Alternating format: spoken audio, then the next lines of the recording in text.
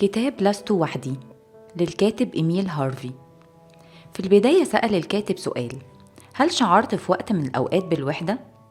يمكن جالك الإحساس ده مع إن ليك معارف كتير وإنت وسط ناس كتير، وبتستغرب إزاي يجيلك الشعور بالوحدة. والكاتب عايز يطمنك إن الشعور بالوحدة حس بيه يسوع نفسه، وقال لتلاميذه إن هيجي وقت هتسيبوني وحدي، لكن كمل وقال: أنا لست وحدي لأن الآب معي. وده حصل فعلا.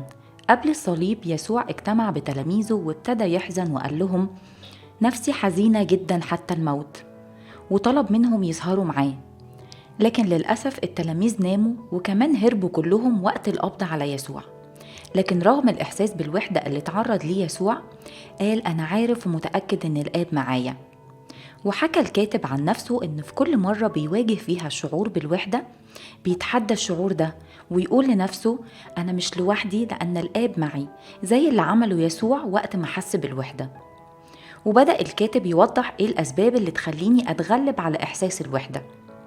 أول سبب: أنا مش لوحدي رغم خطيتي. أحيانا بنحس إن الله بيتركنا بسبب خطايانا، ونحس إن خطيتنا فصلت بيننا وبين الله. حتى لما بنحاول نتوب أو نعترف بخطيتنا بنلاقي إبليس يقول لنا: معقولة ابن ربنا يعمل كده؟ ويفضل يفكرنا بخطيتنا. لكن الكاتب بيأكد إن حتى لو كان إبليس بيشتكي علينا طول الوقت، فالمسيح بيشفع فينا قدام الآب برضه طول الوقت. هو مات على الصليب وفدانا بدمه، ومش ممكن يسيبنا في الخطية. بس كل اللي عليا آجي ليه وأعترف وأتوب عن خطيتي. أيوة، أنا مش لوحدي رغم خطيتي. والسبب التاني اللي وضحه الكاتب اللي يخليني أتغلب على إحساس الوحدة هو إني مش لوحدي رغم ألامي.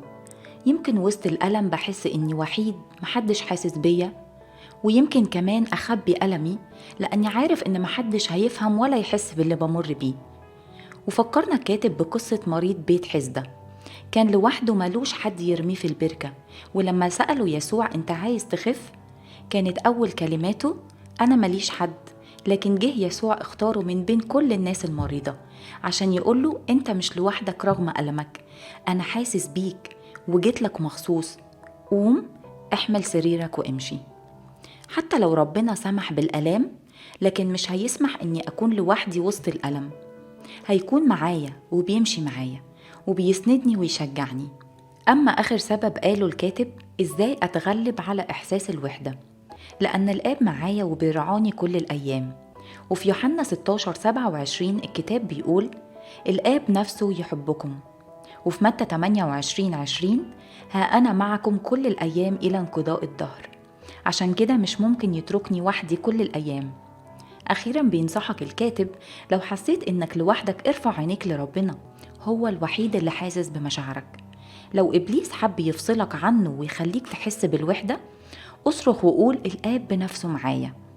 الفيديو خلص، بنشجعك تشتري الكتاب وتقراه، أكيد هتستفاد أكتر لما تطلع عليه بالتفصيل. ربنا معاك.